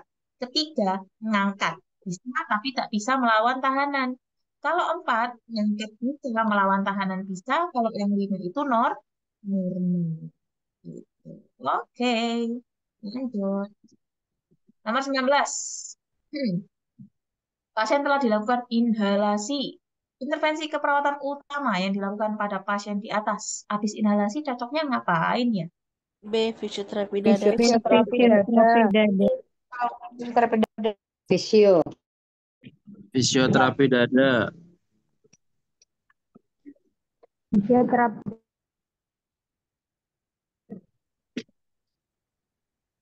Lating ya.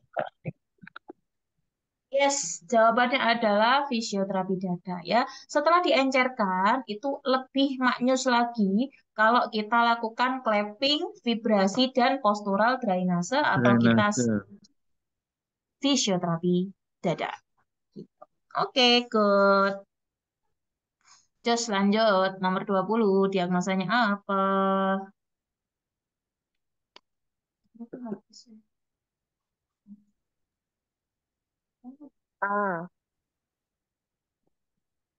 A. Yakin.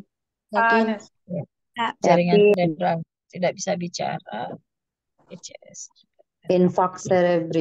Jatuh, Hasil lemas. CT scan GCS menurun. Penurunan curah jantung. Enggak. Hasil EKG AF. Kenapa pilihnya penurunan curah jantung?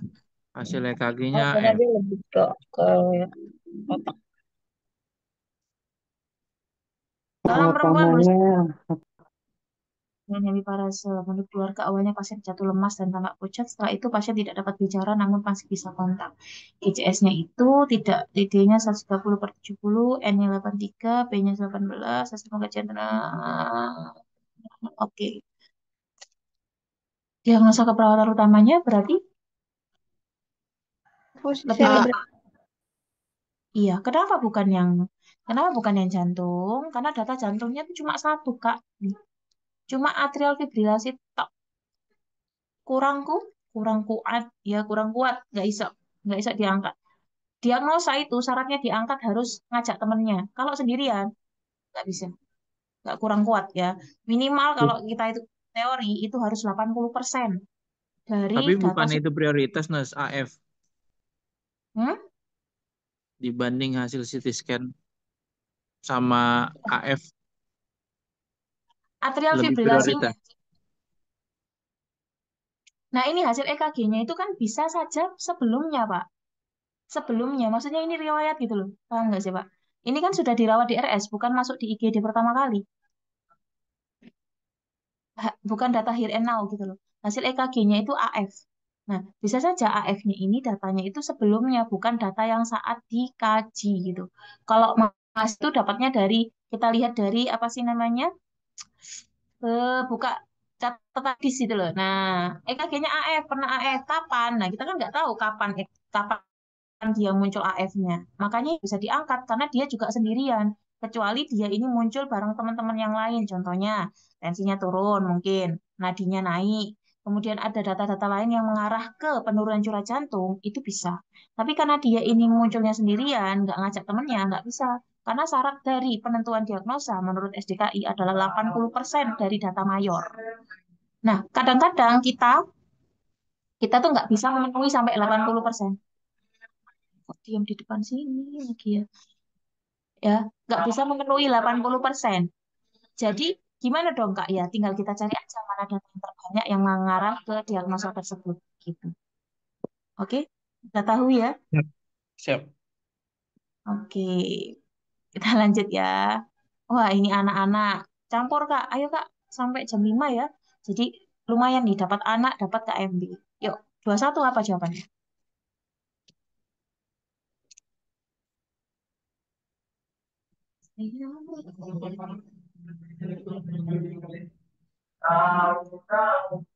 Tempe, tahu, tempe.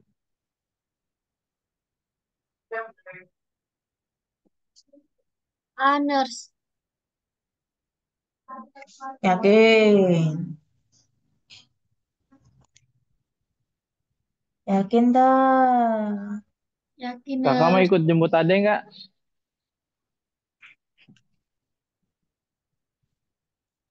Ikut.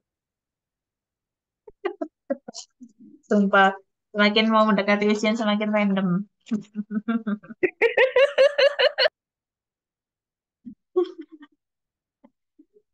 Jawabannya yang mana? Ya, 2 kali usia plus 8. Oke, jawabannya adalah A.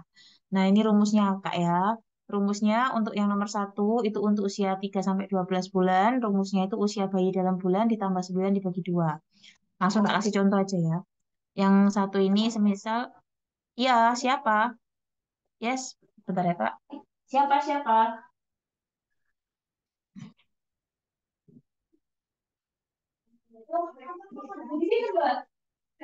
Oh, iya, teman. Nggih, sami-sami. Wes tau Kak, ajak random-random ya mau Sami-sami, ujian. Nurse. Dapat jajan, lumayan ya kan? Oke, ini coba contohnya usia 10 bulan. Kita masukkan rumusnya ya. Usia bayi dalam bulan itu 10 ditambah 9 dibagi 2. Berarti berapa? 19 bagi 2 itu ketemunya 9,5 nggak sih? Iya nggak? 9,5 ya Kak ya? 90 Iya. kok 90 kilo. Aku kalau ngitung gini lemah Kak, tapi kalau ngitung duit cepat. Nomor 2, 1 sampai 6 tahun. Contohnya kalau misalnya saya bikinnya 2,5 tahun. Nanti gimana? 2,5 dikali 2 ditambah 8. 2,5 kali 2 itu 5, ditambah 8, jadinya 13 kilo. Ya, gitu ya. Ini rumusnya. Kemudian untuk usia 7 sampai 12, misal tak patok di sini 8 tahun. Berarti usia dalam tahunnya 8 dikali 7. Sudah ya, 8 kali 7 dikali dulu, terus dikurangi 5, baru dibagi 2. 8 kali 7 itu 56, 56 dikurangi 5, baru dibagi 2. 56 kurang 5 itu 51, 51 dibagi 2 itu berarti 20,5. Ini adalah rumus BBI atau berat badan ideal pada anak. Oke? Gimana caranya Kak? Apalin ya. Guys, nggak ada cara cepatnya ini. Pokoknya apalin aja rumusnya, nanti tinggal dilihat usianya berapa. Oke? Lanjut. Ini kategori dehidrasi. Oh, 25,5. Oh iya, terima kasih Kak Obi. Ingin sedang. Masih bisa minum, Kak? Ayo, apa yuk? B.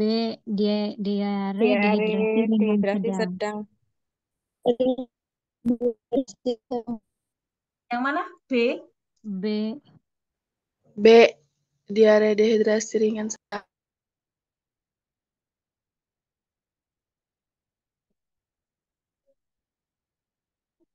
Oke, Sedang. gimana sih?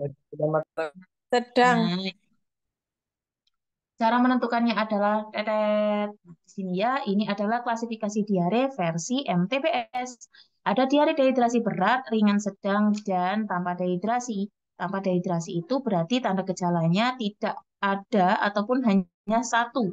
Karena persyaratannya harus ada 2 atau lebih tanda-tanda. Ya, kalau ada 2 atau lebih tanda-tanda, ada rewel, mata cekung, haus, minum dengan lahap, cubitan kulit perut kembali lambat, itu masuknya diare dehidrasi ringan sedang.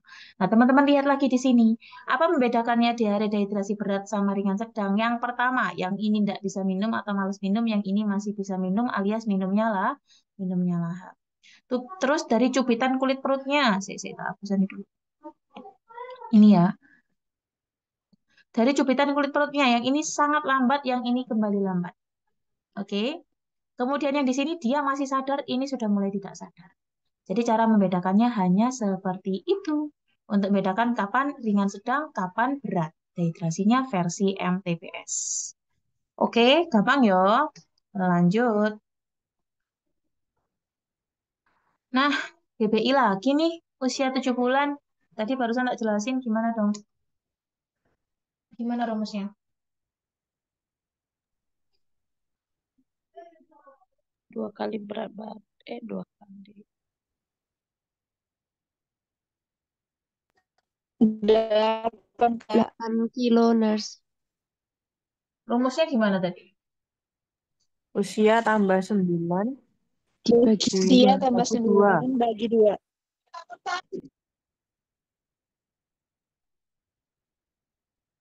8 Ayo. kilo, Nurse. Usia tambah 9 Ulangnya bagi tadi rumusnya Nes tadi tidak kelihatan saya. Waduh, Bapak kemana tadi? Ada lagi Pak, begini ya. Bapaknya jemput anak itu. Iya, fokus gorengan kayaknya.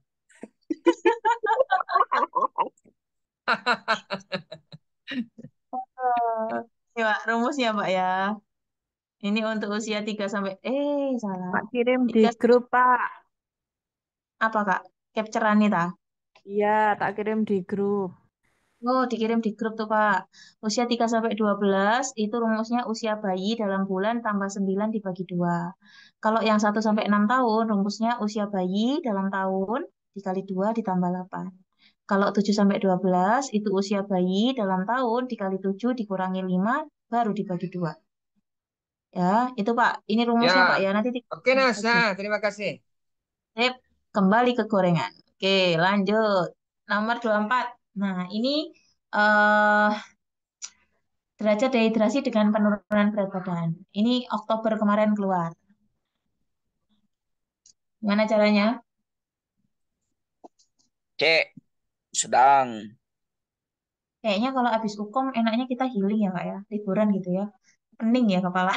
Iya, kalau ada uang, Nurse. Kalau nggak ada uang, ya mumet. Kan lebaran, Nurse. main ke sini, Nurse, di Labuan Bajo. Waduh. Labuan Bajo. Healing ke Bromo, Nurse. Ya, kalau mau healing, kalau teman-teman belum UKOM, sama aja Kak. Healingnya nanti tanya, Fokus soal, fokus soal yuk. ini jawabannya apa gitu ya. Ayo, Cek, ini jawab. sedang. Ah, masa. Itu gimana? Berat. Ngitungnya gimana? Ngitungnya? Oh kan, giliran tanya ngitungnya bingung. Bisa jawab sedang tapi nggak tahu ngitungnya gimana. Ayo. Turunan berat badan. Berat 10% badan berat badan awal 5 dikurangi dibagi 9. 35 dikali. Nah, caranya gini ya. Jadi patokannya adalah dari berat badan awalnya. Nih, di sini penurunan BB-nya 5 kilo. BB awalnya 35. Berarti rumusnya penurunan B BB awal dikali 100 baru 100%. BB-nya turun 5 kilo. Dibagi 35 dikali 10%. 100%. Kok 10%? Nah, ini ketemunya berapa persen nanti gitu ya. Nah, kita lihat aja di belakang. Aku males buka kalkulator. Nah, 14,2. ketemunya 14,2. 14,2 itu klasifikasikan ke sini. Ringan itu kalau kehilangan 5-6%. Sedang itu 7-10%. Berat itu lebih dari 10%. Nah, di sini 14,2. Ayo, tadi yang ngomong sedang mana? Jadi jawabannya adalah si berat. Caranya, cari dulu penurunan berat badan. Bagi berat badan awal dikali 100%, ketemu prosentasenya, baru masukkan ke sini. Gitu. Gampang toh? Ada yang masih bingung di sini? Tidak. Gitu ya. Lanjut. Masih 10 menit lagi. Sekarang pertanyaannya IWL. Anaknya umur 10 tahun, BB-nya 30. Dengan suhu normal. Kalau nggak ada keterangan suhunya, berarti anggap suhunya normal. 6. Caranya gimana berarti? 30 kurang usia dikali berat badan. 30 dikurangi usia dikali berat badan. Dikali berat badan 30, Miss. 600 ml. Yakin? kurang usia. Yakin. Yakin, Miss. Nah, Oke, yang benar dikasih cireng. Jawabannya adalah Gorengan. ya, kasih gorengan. Rumus IWL anak itu 30 dikurangi usia dikali KGBB. Tadi usianya 10 tahun ya, berarti 30 kurangi 10 dikali KGBB-nya 30. 20 kali 30 ya jawabannya 600. Sekarang tak kasih suhunya berapa ya? 396. Berapa IWL-nya? Dengan berat badan yang sama.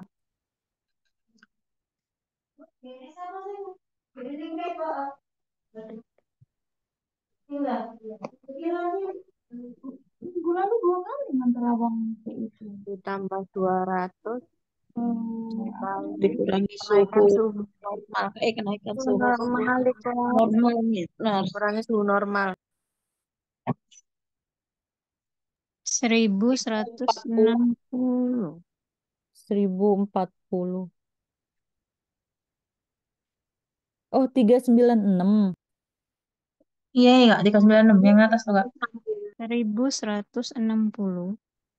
39,6 dikurangi 36,8. 1160. 2,8 sih, oh Kak ya. 200 kali 2,8. Ya Allah, sering kagok sama IWL lain. Teman-teman biasanya ketuker ya, IWL sama kebutuhan cairan holiday Iya, saver ya. benar. Nurse. Benar, ketukar. Padahal Holiday itu segar. gampang hitungnya, tapi muter-muter. Waduh, malah ngitungnya holiday segar. Giliran ditanya holiday segar ngitungnya pakai IWL. Heeh. Ya, ini buat yang baru tahu ya, ini rumus IWL dengan kenaikan suhu, itu IWL normal ditambah 200 dikalikan suhu saat ininya berapa, ini dikurangi 36,8. 600 itu dari sini tadi Kak. Jadi rumus IWL normalnya itu harus paham, nanti dimasukkan ke sini. Oh, 600, 200-nya ini konstanta, 396-nya suhu saat ini dikurangi konstanta juga 36,8, 600 ditambah Ada 2. holiday segar. Pengurangan 9,6 dikurangi 30 36,8. minus. Ini 30 minus. ketemunya 560 Iya. ditambah 600, Kali jadi kilogram jawabannya berat badan, sedangkan 160. Dengan kurang kenaikan suhu 10, 100 390. kali berat badan. Oke, Terus 10, 20, 1000 kali clear? berat badan. Clear ya? Clear, Gampang. Nurse. BB 10 kali 50. Clear. 100 Yes, pentin. Ini jawabannya apa? BB min 20 kali 20. Ya, kalau ini aku nggak ngasih usia gestasinya ya, berarti ya hitung aja usia kronologisnya. Berapa? Ayo, berapa? Oke, 2021, 05, 10, 2019, 06, 23. 10 kurangi 23, nggak bisa. Minjem tetangga. Sebulan jadi 30. 30 tambah 10, 40. 40 kurangi 23, 17. 5 jadi 4. Ini nggak bisa. 4 kurangi 6, nggak bisa. Minjem ke sini. 1 tahun jadi ke 12. 12 tambah 4, 16. 16. 10. Ini jadi 2020. 2020 dikurangi 2019. Jadinya 1, maka jawabannya adalah 1 tahun 10 bulan 17 hari. Sekarang ini kan nggak tak kasih usia gestasinya toh. Nah, sekarang tak kasih usia gestasi. Usianya masih di bawah 2 tahun. Coba kalau dia ini lahir di usia gestasinya enaknya berapa ya? 36. Berarti 1 1 tahun 10 tahun bulan. 9. Ini kan jawabannya ini tadi kan, Kak. Kita cari usia prematurnya dulu. Usia prematur. Rumusnya gimana? 40 men. Usia 40 ges. minus 36. 40 dikurangi 40 36. dikurang usia gestasi. Jadinya Sama dengan 4 minggu. 4 minggu sebulan. Jadinya Minggu 1 tahun. 1 9. tahun 9 bulan 17 hari. 12 hari. Koreksi. Berarti ditulis lagi nih yang ini. 1 tahun. 1 tahun 10 bulan 17 hari kurang 1 bulan. Dikurangi 1 bulan. Berarti 1 tahun 9 bulan 9 bulan 17 hari. gitu ya. Usia koreksi, usia prematur ini dilakukan ketika di bawah usia 2 tahun plus usia gestasinya di bawah 37. Kalau 37 ke atas itu masuknya aterm, Kak. Jadi hamil itu kan 37 sampai 40 toh. Itu namanya aterm. Aterm itu istilahnya mateng. Kalau sudah masuk di aterm ini nggak usah dicari usia prematurnya. Tapi kalau masih 36 ke bawah ya, 36, 35 dan seterusnya, itu masuknya di usia prematur, harus tetap dicari usia prematurnya. Kenapa sih Kak? Nah, saya ini pertanyaan. Kenapa Kakak penasaran nggak? Kenapa kok anak-anak usia di bawah 2 tahun itu harus dicari usia prematurnya? Kalau dia gestasinya kurang dari 37. Menyesuaikan dengan perkembangan. Yes, betul. Jadi kita nanti kalau mau ngukur DDST, KPSP, itu kita sesuaikan dengan betul-betul usianya dia berapa gitu. Karena beda seminggu, beda 2 minggu, itu kemampuan anak itu sudah pasti beda. Makanya harus ada penghitungan usia kronologis dan usia koreksi bagi anak-anak di bawah usia 2 tahun. Dengan tujuan tadi, kalau kita mengukur tingkat perkembangan, itu biar nggak mispersepsi. Harusnya ini bisa, loh ini kok nggak bisa? Nah, itu kan jadi pertanyaan. Padahal ternyata kita yang ngitungnya salah umurnya. Gitu. Oke, satu lagi. Nah, sekarang kebutuhan cairan, Kak. Kebutuhan cairan berarti pakai rumus apa? Holiday, Holiday Holiday Segar. Segar. Berat badannya 15 kilo. Berarti apa? Ayo, rumusnya. Ya Allah, ya Allah. Astagfirullahaladzim.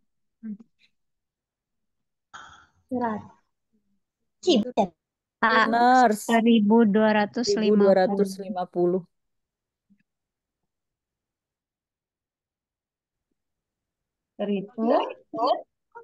Seribu 1250.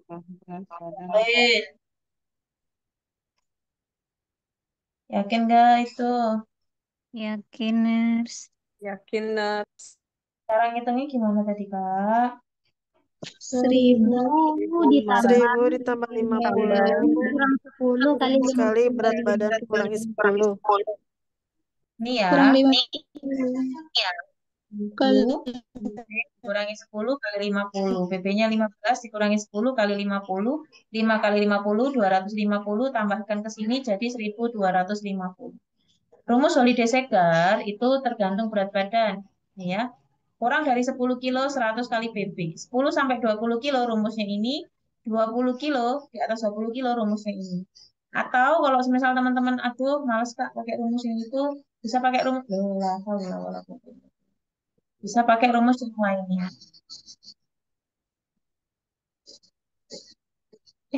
Kejauhan. Nomor berapa sih tadi? 27. Ya. Ya, atau pakai rumus yang ini loh Kak, 100 kilogram pertama, kok 100 kilogram, astagfirullahaladzim, 10 kali kilogram pertama dikali 100 kali 100. 10 kilogram kedua dikali 50. 50. Terus 10 kilogram 10 ketiga kilogram dikali ketiga dikali 20. 20. Nah, ini juga sama ya, sudah saya buktikan. Rumusnya sama. Mau pakai yang Ya, atas Mbak. ini? Ini Tadi saya hitungnya pakai yang itu. sama ya, Kak ya. Nah, Sama, mereka Kak. Oke, mau pakai atas bawah, monggo silakan ya. Itu untuk kebutuhan cairan pada anak-anak. Oke, Kak, ini sudah jam 17. Kita ketemu lagi besok. Besok enggak sore, siang ya. Besok siang jam 12.14 karena sore waktunya nge-Zoom P3K. Oke, jam 12.14 ketemu, kita Zoom drilling soal selanjutnya ini ya, selanjutnya ini. Pokoknya kita tuntaskan sebelum ujian, terus PR dari saya, SOP tolong SOP tolong dibaca, terus review materinya tipis-tipis atau mau mengerjakan soal dan TO dari saya tolong dikerjakan.